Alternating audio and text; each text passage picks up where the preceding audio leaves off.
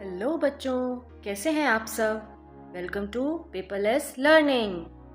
हिंदी की नई बुक वीणा का पहला चैप्टर किरण हम सब पढ़ चुके हैं। आज हम पढ़ेंगे हिंदी का दूसरा चैप्टर जो कि एक स्टोरी है, जिसे पढ़कर आप सभी को बहुत मज़ा आने वाला है। तो आइए शुरू करते हैं चैप्टर 2, न्याय की कुर्सी। उज्जैन की प्राचीन और ऐतिहासिक नगरी के बाहर एक लंबा चौड़ा मैदान था। प्राचीन मतलब बहुत पुरानी, और ऐतिहासिक मतलब जिसका कोई इतिहास रहा हो, मतलब हिस्ट्री में उसकी कोई इम्पोर्टेंस हो, तो उसको ऐतिहासिक कहा जाता है। उज्जैन की प्राचीन और ऐतिहासिक नगरी के बाहर एक लंबा चौड़ा मैदान था। यहाँ वहाँ टीले थे। एक दिन लड़कों का एक झुंड वहाँ खेल रहा था।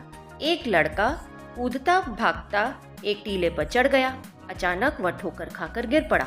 उसने इधर उधर देखा कि किस चीज से ठोकर लगी है। उसको एक बड़े चिकने पत्थर के अलावा और कुछ नहीं दिखा। वह उठकर गया और अपने मित्रों को बुलाकर वह शिला दिखाई। फिर शान से उस पर बैठ बोला, यह सिंहासन है मेरा, मैं राजा हूँ और तुम सब मेरे दरबारी। तुम अपनी अपनी फरियाद लेकर आओ, फिर मैं उसका फैसला करूँगा। तो बच्चों, ये स्टोरी जो है उज्जैन के एक प्राचीन नगर की स्टोरी है। वहाँ उस समय टीले हुआ करते थे। टीले मतलब मिट्टी के छोटे छोटे से पहाड़ियाँ। एक दिन बच्चों का एक झुंड जो था, झुंड मतलब ग्रुप, बच्चों का ग्रुप वहाँ खेल रहा था। एक बच्चा कूदता फांदता भागता दौड़ता टीले पर चढ़ गया। जैसे टीले पर चढ़ा, वह अचानक से ठोकर खाकर गिर गया। उसने इधर उधर देखा, उसको एक चिकना पत्थर दिखाई दिया। उसके अलावा उसे और कुछ दिखाई नहीं दिया वहाँ पर। तो फटाफट वो अपने मित्रों के पास गया और उनको बुला लाया। बच्चे ने कहा कि यह देखो, यह मेरा एक सिंहासन है और मैं यहाँ का राजा हूँ। तुम सब मेरे दरबारी हो। अपनी अपनी फरियाद लेकर आओ और मैं तुम्हारा फैसला करूँगा। फिर क्या हुआ? फिर दूसरे लड़कों को यह खेल पसंद आया। वे एक एक करके आते और कोई काल्पनिक फरियाद सुनाते। फिर गवाह बुलाए जाते, उनकी गवाही ली जाती। उसके बाद राजा बना हुआ लड़का उनसे सवाल करता और अपना फैसला सुनाता। फिर बच्चे खेलने लगे। सब एक एक करके आते, अपनी काल्पनिक फरियाद, काल्पनिक मतलब इमेजिनरी, फरियाद मतलब प्रॉब्लम्स, अपनी इमेजिनरी प्रॉब्लम्स जो खेल खेल में हम इमेजिन करते हैं ना कि ये हो गया वो हो गया, ऐसे ही बच्चे इमेजिन करके अपनी अपनी प्रॉब्लम उस बच्चे को बता रहे थे। वो बच्चा सुन रहा था और फिर राजा बनकर वो उसका फैसला कर रहा था। इस खेल में बच्चों को बहुत मज़ा आने लगा। उनको बहुत पसंद आया ये खेल। इस खेल में उनको इतना आनंद आया कि वे रोज़ ही यह खेल खेलने लगे। शिकायतें सुनी जाती, अपराधी पेश किए जाते, बयान लिए जाते, फिर शिला पर बैठा हुआ लड़का अपना फैसला सुनाता। इस तरह वो रोज़ ये खेल खेलने लगे। रोज़ बच्चे आते थे खेलने के लिए, वहाँ अपनी इमेजिनरी प्रॉब्लम्स बताते थे और वो बच्चा उनका फैसला करता था। बात इधर उधर फैलने लगी। लोग लड़के की न्याय बुद्धि की चर्चा करने लगे और कहने लगे कि अवश्य ही इस लड़के में कोई दैवी शक्ति है। फिर बच्चे जो रोज रोज खेल खेल रहे थे, उस खेल की खबर चारों तरफ फैलने लगी। लोग तो थे वो बच्चे की न्याय बुद्धि की चर्चा करने लगे और ये समझने लगे कि इतना छोटा सा बच्चा इतना अच्छा न्याय करता है कि जरूर उसमें कोई दैवीय शक्ति है। एक दिन दो किसानों के बीच जमीन को लेकर झगड़ा हुआ। मामला गंभीर था। टीले वाले लड़के की इतनी चर्चा थी कि वे राजा के दरबार में जाने के बजाय उसी के पास गए और उसको अपने झगड़े के बारे में बताया। लड़के ने बड़ी गंभीरता से दोनों किसानों के बयान सुने। उसके बाद उसने जो फैसला दिया उसे सुनकर वे दंग रह गए। एक बार क्या हुआ, दो किसानों के बीच जमीन को लेके कुछ झगड़ा हुआ। वो दोनों जो थे उस बच्चे के पास चले गए, क्योंकि उनको पता था ये न्याय बहुत अच्छा करता है। वो राजा के पास नहीं गए, वो बच्चे के पास चले गए। दोनों ने जाकर बच्चे से अपनी प्रॉब्लम डिस्कस करी। बच्चे ने बहुत अच्छा न्याय किया और न्याय को सुनकर, उनके फैसले को सुनकर वो दोनों किसान जो थे वो सेटिस्फाई हो गए, दंग रह गए कि इतना छोटा बच्चा इतना अच्छा न्याय कैसे कर सकता है। लेकिन वो खुशी खुशी वो न्याय सुनकर चले गए। उस दिन के बाद से तो नगर के सभी लोग अपनी फरियाद लेकर यहीं आने लगे। राजा के दरबार में कोई न जाता और ऐसा कभी नहीं हुआ कि लड़के के फैसले से उन्हें संतोष न हुआ हो। फिर धीरे धीरे सारे लोग जो थे उसी बच्चे के पास आने लगे अपना न्याय करवाने, राजा के पास नहीं जाते थे। और कभी भी ऐसा नहीं हुआ कि कोई जो था अनसेटिस्फाइड गया हो, किसी को संतोष ना मिला हो, सब उसके पास उसके न्याय से संतुष्ट ही रहते थे। धीरे धीरे यह बात राजा के कानों तक पहुंची। उसको बहुत क्रोध आया। उसने गरज कर कहा, उस छोकरे की यह मजाल कि अपने को मुझसे अच्छा न्याय करता समझे। मैं इस किस्से में विश्वास नहीं करता, मैं खुद जाकर देखूंगा। जब ये बात राजा को पता चली तो राजा बहुत गुस्सा हुआ। उसको लगा कि उस छोकरे की मतलब उस लड़के की इतनी हिम्मत कि वो मुझसे ज़्यादा अच्छा न्याय करता समझे अपने आप को। मैं इन सुनी सुनी बातों पे विश्वास नहीं करता, मैं खुद जाके उस लड़के का न्याय देखूंगा। ऐसा कहकर राजा अपने लाव लश्कर के साथ उस मैदान में पहुंचा जहां लड़के अपना प्रिय खेल खेल रहे थे। बड़ी देर तक राजा उनका खेल देखता रहा। वह स्तंभित रह गया। स्तंभित मतलब आश्चर्यचकित, हैरान। उसने अपने मंत्री से कहा, लड़का सचमुच बहुत बुद्धिमान है। इतनी छोटी उम्र में इतनी बुद्धि का होना आश्चर्य की बात है। इसकी न्याय बुद्धि के आगे तो बड़ों बड़ों को लोहा मानना पड़ेगा। उसी समय किसी ने राजा को बताया, लेकिन महाराज, यह तो रोजकल वाला लड़का नहीं है, वह बीमार हो गया है। इस कारण कोई नया ही लड़का टीले पर बैठा है। यह तो और भी आश्चर्य की बात है। हो ना हो पत्थर की इस कुर्सी में ही कोई चमत्कार है। मैं इसकी जांच करूंगा। फिर वो राजा जो था वो वहां गया जहां पर यहाँ बच्चे जो थे न्याय वाला वो जो खेल खेलते थे।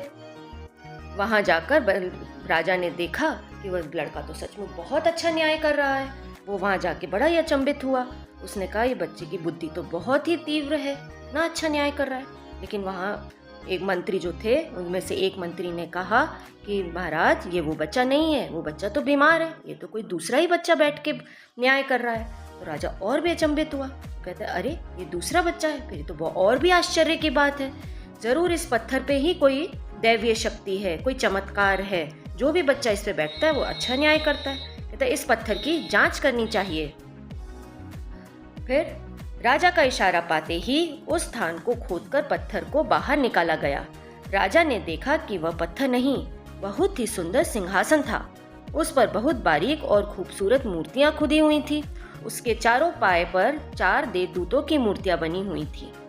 चारों ओर खबर फैल गई। बात ही बात में वहां अच्छी खासी भीड़ जमा हो गई। फिर जब उस पत्थर को खोदा गया तो खुदाई में देखते सब क्या निकला। सब बड़े अचंभित हुए। उस खुदाई में तो पत्थर के नीचे एक सिंहासन था। सिंहासन बड़ा ही खूबसूरत था। उसमें तो मूर्तियां गुदी हुई थी। उस कुर्सी के पायों पर तो देवदूत की मूर्तियां बनी हुई थी। चारों ओर खबर फैल गई इस बात की, और देखते ही देखते इतनी भीड़ लग गई कि पूछो मत।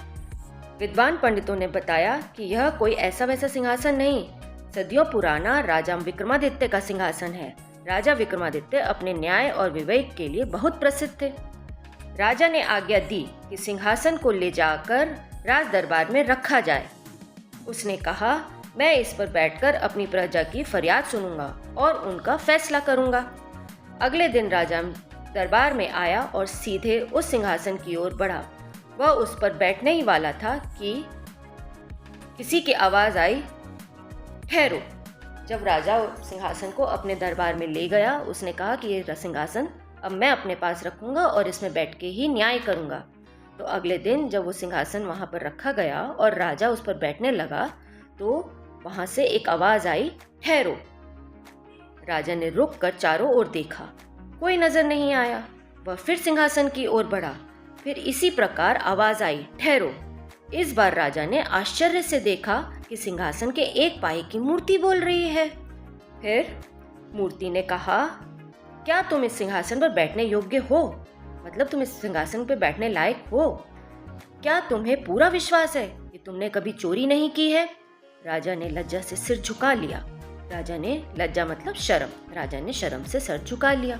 यह सच है कि हाल ही में मैंने अपने एक दरबारी की जमीन पर कब्जा कर लिया था, क्योंकि मैं उससे नाराज हो रहा था। तब तो तुम उसके योग्य नहीं हो।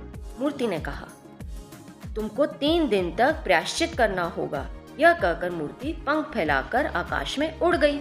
वो जो मूर्ति थी उसने कहा राजा से कि ठहरो। राजा रुक गया। फिर मूर्ति ने पूछा, क्या तुमने कभी चोरी नहीं करी? राजा को शर्म आ गई क्योंकि उसने करी थी। उसने अपना गुनाह कबूल लिया। उसने कहा, हाँ, एक दरबारी की जमीन मैंने हड़पी थी क्योंकि मैं उससे नाराज था।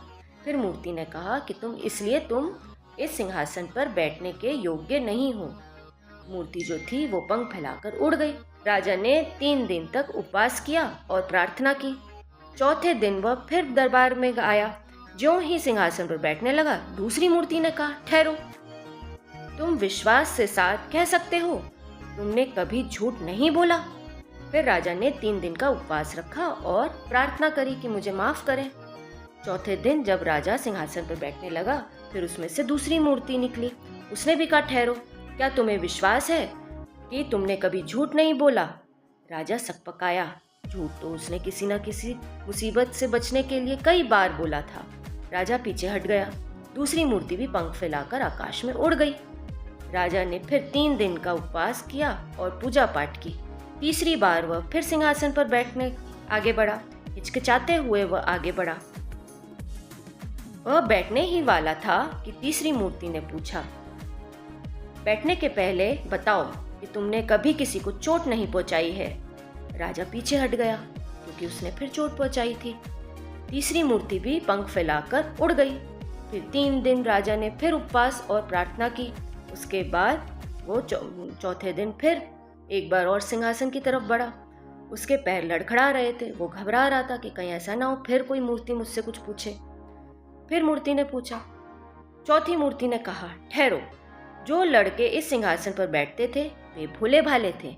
उनके मन में कलुष नहीं था। कलुष मतलब पाप। अगर तुमको विश्वास है कि तुम योग्य हो, इस सिंहासन पर बैठ सकते हो। राजा बड़ी देर तक सोचता रहा। राजा ने सोचा कि ऐसा तो नहीं है, मेरे मन में छलता कपटता तो है। तो वो सोचने लगा, क्या करूं? फिर उसने मन ही मन कहा, अगर एक लड़का इस पर बैठ सकता है तो भला मैं क्यों नहीं बैठ सकता? मैं तो राजा हूँ।